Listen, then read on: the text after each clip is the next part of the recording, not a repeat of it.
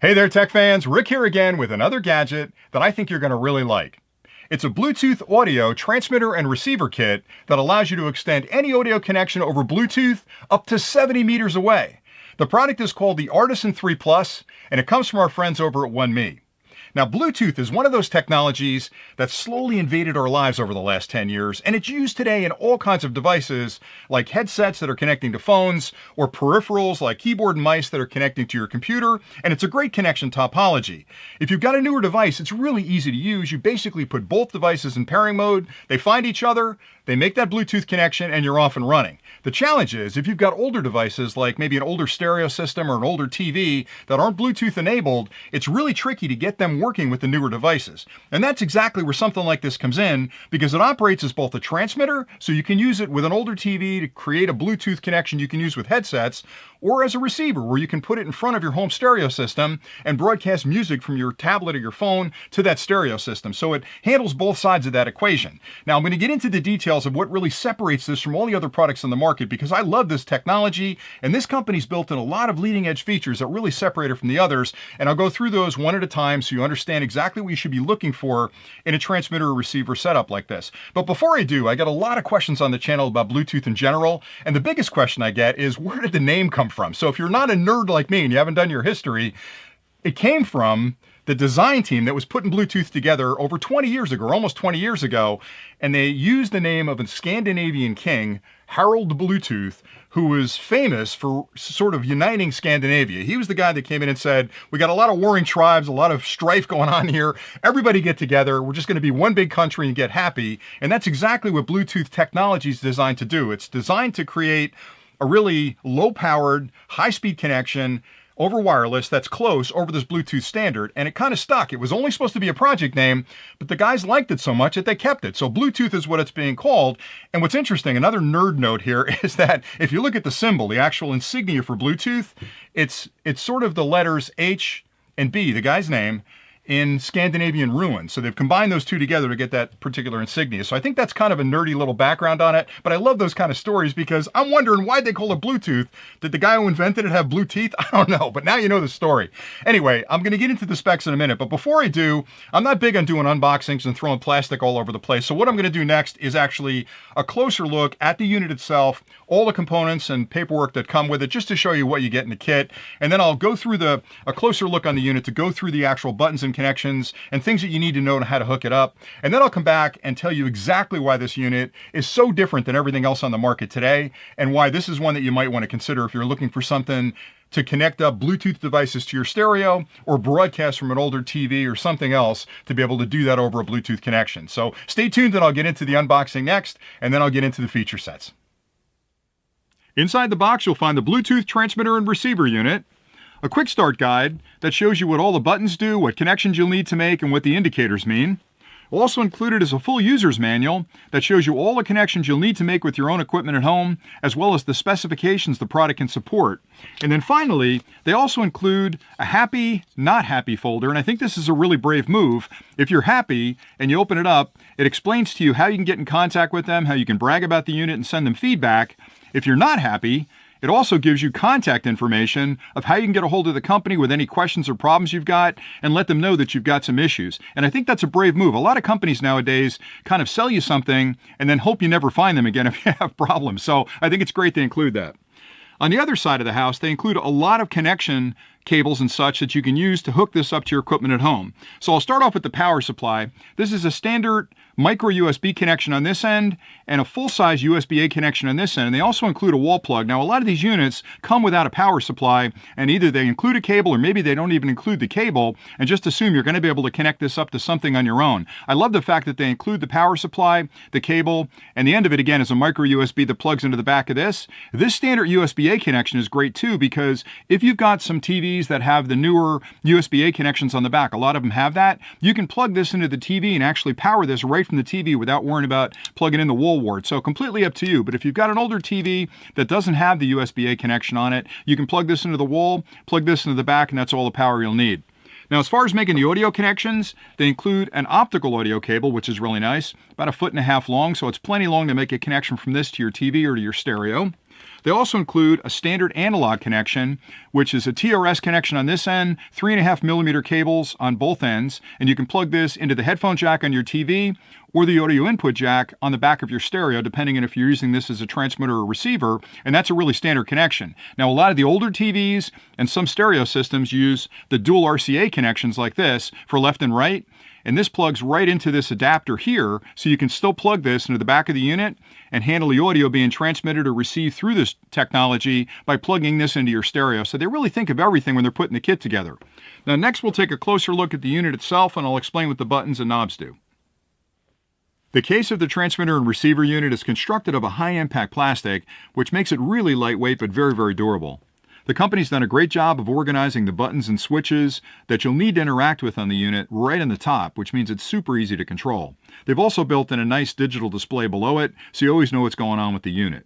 In the upper right-hand corner is an on-off switch. You can turn it on when you're using it and turn it off when you're not. And that's something a lot of other companies don't put on their units, which it seems like a small point, but those other units are plugged in all the time, which means you're wasting power, and you're working the electronics all the time when you're not actually using the unit. So being able to turn this off will prolong the life of the unit. To the left of that is the mode switch. This unit can operate as both a transmitter and a receiver, so that switch determines which mode it's in currently. If you slide it to the left, it's in transmit mode. If you slide it all the way to the right, it's in receiver mode. And if you put it in the middle, it's in bypass mode. Now, the unit's always passing audio through the back of the unit. And for example, if you've got it connected up to a TV, there may be times where you want to broadcast to a set of Bluetooth headphones, but you might also have a home stereo connected up, or you've got a sound bar. And if you're connecting through this to that sound bar, in the bypass mode, it'll pass the audio through this to that sound bar, so you'll have that great studio sound. When your kids and family go up to bed at night, maybe you want to watch a TV show or you want to watch a movie, put it in transmit mode. It now turns into a Bluetooth transmitter to send that audio to your Bluetooth headphone. So having that bypass switch is nice. Again, that's something you don't find on a lot of other units. That means you've got to get behind the TV and reconnect up the cables. On the bottom, that's the Bluetooth sync button. If you hold that for 3 or 4 seconds, it goes into pairing mode. You put your device in pairing mode, they'll sync up to each other and you're off and running. This is the optical auxiliary switch. If you tap that button, it'll flip between optical and auxiliary. Auxiliary is just another word for analog. So on the back, there are both digital and analog connections, and I'll show you those in a minute.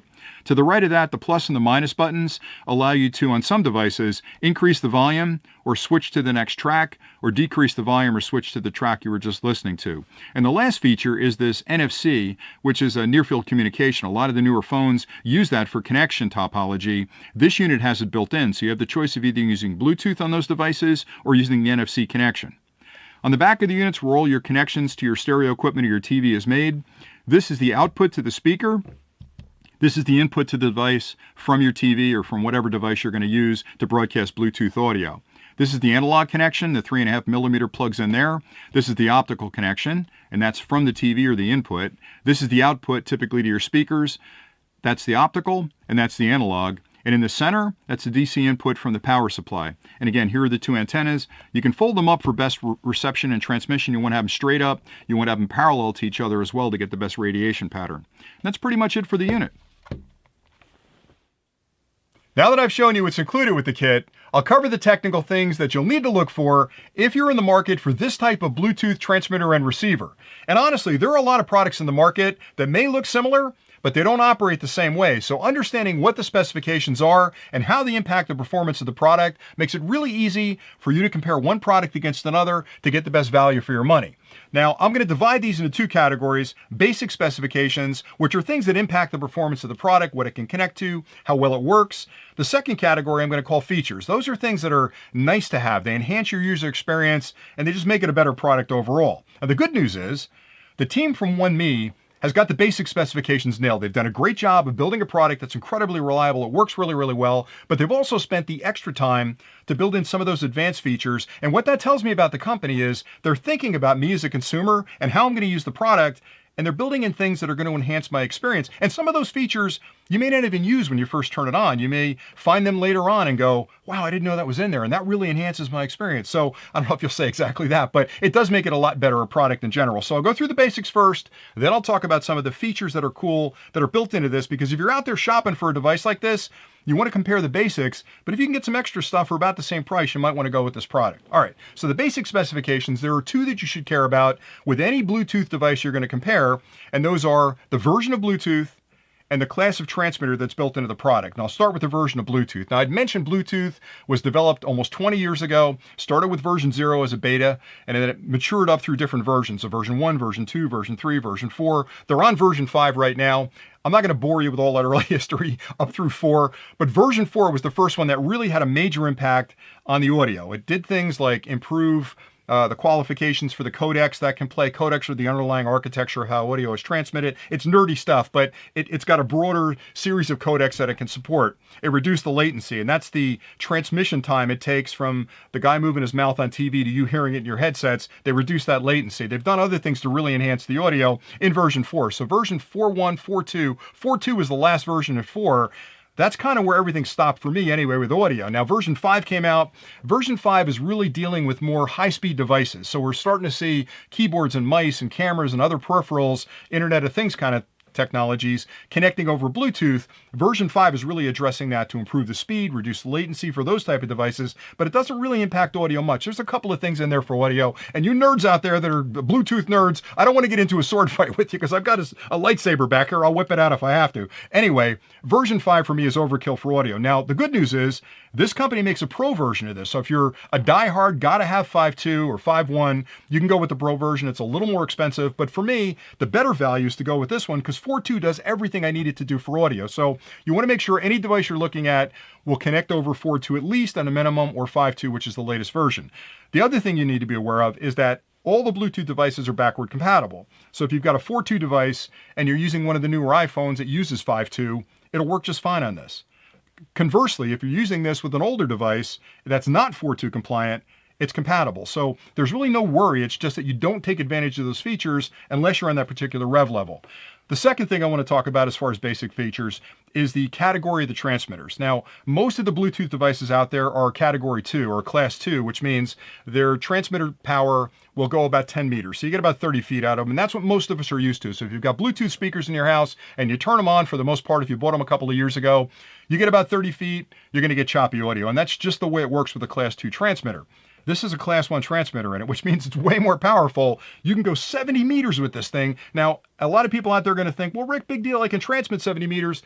The device I'm using can't transmit back 70 meters. But honestly, what's going on in here is you're not only transmitting more powerfully, but it's more sensitive for the reception as well. So having a more powerful transmitter means I'm going to get close to 70 meters or better if I'm in a wide open area. Now, in the house, you've got walls and things that'll affect it, but just know that it's got 7 times the distance of an average Bluetooth device. So that's a huge difference between this and most of the devices out there that are a class 2 device. Okay, it works okay if you're in the living room, but if you're farther away than that, you're gonna have problems with choppy audio. Where that really matters, and this is super important, is if you're connecting this up to a TV, that latency latency between, the person speaking on the screen and you hearing it will drive you crazy. And some of the less expensive devices that are class 2 devices, if you get more than 10 feet away from the TV or 15 feet away, that latency starts creeping up and that synchronization is off. And I'm telling you, it's going to drive you nuts because as humans, we pick up on that. We can read those lips and understand when that audio is supposed to be hitting our ear. And if it's delayed, it's going to freak you out. So having a class 1 transmitter, 4.2 on the Bluetooth version means I'm going to have great synchronicity between my TV and when I'm listening. Now, it's not a big deal if you're listening to audio because there's nobody speaking. Now you're just listening to a song. But if you're using it with a TV, you want to make sure you've got a really strong transmission pattern, like I said, with the class 1 transmitter, and that you want to be on the version 4.2 at least. All right, so those are the basic specs. Write those down. Version 4.2 or later. If you can get a class 1 transmitter, even better. That's the gold standard for these type of devices that I'm comparing side by side. Let's talk about the advanced features. All right, some of the things that are going to matter to you. A lot of these have internal antennas, which work okay for a class 2 transmitter. But if you get into a situation where you're doing class 1 transmissions, you need external antennas. Having 2 antennas is even better than having 1 because you get a radiation pattern that's a much more even pattern out from this device radiation-wise. So it gives you a much cleaner signal that you can move around in the room and not have dropouts and synchronization issues. So I love the fact that they built in 2 antennas externally on the unit. Again, you can use an internal antenna, but it's really subject to where you're sitting and it really reduces your ability to transmit. The other thing that's nice about this is that it uses both analog and digital connections. So you can connect over a 3.5mm connection on analog, just like a headphone jack, or you can use optical and do digital if you want. So that's really nice. A lot of them are one or the other. They can't do both. One of the big features that you're going to find to be an advantage to this unit is that it has pass-through. A lot of them don't have that. Now what pass-through does for you is allow you to make the connection. Let's say, for example, on your TV. You've connected your TV up here. You've got this side of it going to your soundbar or your home stereo system where you're using it when you're watching those big blockbuster movies and the soundbar is where the audio is coming from. Everybody's enjoying it. All the explosions are all over the room and you're hearing it behind you and everything else. But then the family goes to bed at night and you want to use your Bluetooth headphones.